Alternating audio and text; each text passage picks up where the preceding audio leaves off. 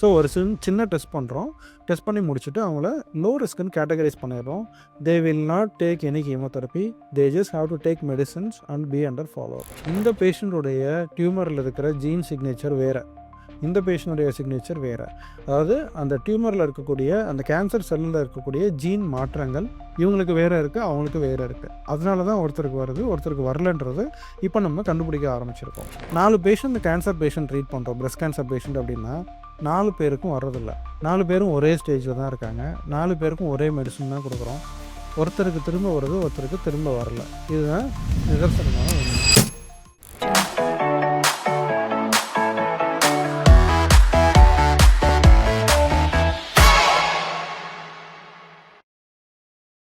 பொதுவாக breast cancer இருக்கிற எந்த பேஷண்ட்டாக இருந்தாலும் சர்ஜரிக்கு முன்னாடியோ பின்னாடியோ கீமோதெரப்பி ரிசீவ் பண்ணாத பேஷண்ட்டுங்கிறத பார்க்குறது அபூர்வம். இதுதான் சிச்சுவேஷன் ஆக்சுவலாக.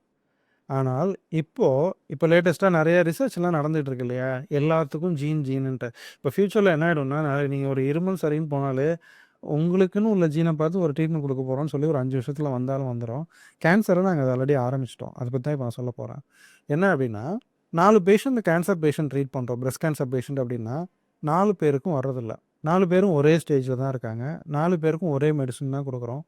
ஒருத்தருக்கு திரும்ப வருது, ஒருத்தருக்கு திரும்ப வரல. இதுதான் நிதர்சனமான உண்மை.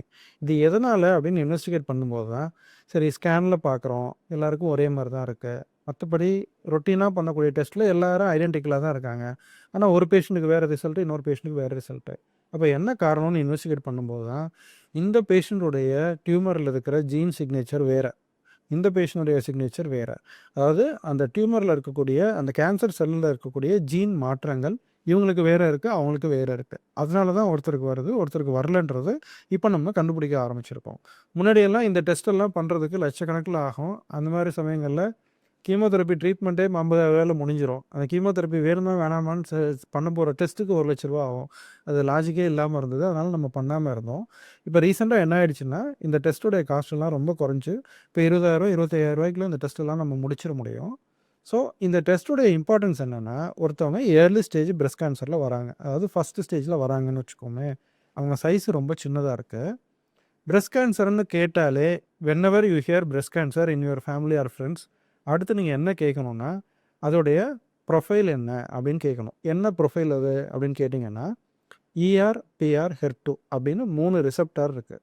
இந்த 3 ரிசெப்டாருடைய ஸ்டேட்டஸ் என்னங்கிறது தான் அந்த பேஷண்ட்டுடைய ரெக்கரன்ஸை முடிவு பண்ண போகுது. ஸோ பிரஸ்ட் கேன்சர் ஒருத்தர் சொல்கிறாங்கன்னா, அடுத்து நீங்கள் என்ன கேட்கணும் உங்கள்கிட்ட, உங்களுடைய ரிசெப்டார் ஸ்டேட்டஸ் என்ன, உங்களுடைய ப்ரொஃபைல் என்ன, ER, PR, HER2 என்னன்றதை கேட்க போகிறேன். ஸோ இப்போது ER, PR பாசிட்டிவ்னு வருது, HER2 நெகட்டிவ்னு வருதுன்னா அவங்க ரொம்ப ரொம்ப நல்ல சப்செட்டுன்னு அர்த்தம். இந்த நல்ல சப்செட் பேஷண்ட்டு அப்படின்னு ஐடென்டிஃபை பண்ணதுக்கப்புறம் இவங்களுக்கு கீமோதெரப்பி தேவையா தேவையில்லையான்னு ஒரு கன்ஃபியூஷன் ஒன்று வந்துச்சு.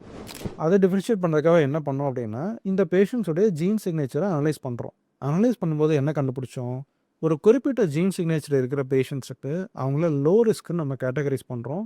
அவங்களுக்கு கீமோதெரப்பி கொடுக்கலனாலும் கேன்சர் திரும்ப வர்றது கிடையாது, வெறும் ஹார்மோன் டேப்லெட் மட்டுமே போதும். ஸோ இது எவ்வளோ பெரிய ரிலீஃப் அந்த பேஷண்ட்டுக்கு. ஸோ ஒரு சின்ன டெஸ்ட் பண்ணுறோம். டெஸ்ட் பண்ணி முடிச்சுட்டு அவங்கள லோ ரிஸ்க்குன்னு கேட்டகரைஸ் பண்ணிடுறோம். They will not take any chemotherapy. They just have to take medicines and be under follow. இதை ஏன் ஷேர் பண்ணுறோம் அப்படின்னா, நிறைய பேருக்கு பிரஸ்ட் கேன்சர் முடித்த பேஷண்ட்டுக்கு கீமோதெரப்பின்னு கேட்டு டென்ஷன் ஆகிற பேஷண்ட்ஸ் தான் நிறையா.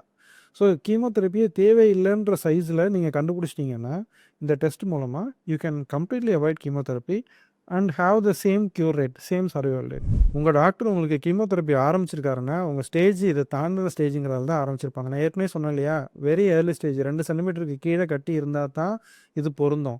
ER, PR பாசிட்டிவாக இருந்தால் தான் இது பொருந்தும். ஒருத்தவங்களுக்கு ER, PR நெகட்டிவாக இருக்கும், அவங்க கீமோ எடுத்துகிட்டு இருப்பாங்க, எனக்கு இந்த டெஸ்ட்டு பண்ணுங்கள் டாக்டர்னு கேட்டால் அது யூஸ் கிடையாது. இது ஒரு குறிப்பிட்ட சப்செட்டான பேஷண்ட்ஸுக்கு உள்ள ஒரு பாசிட்டிவான டெவலப்மெண்ட்டு. இந்த விஷயத்தை புரிய வைக்கணுன்றது தான் இந்த வீடியோடைய நோக்கம். தேங்க்யூ.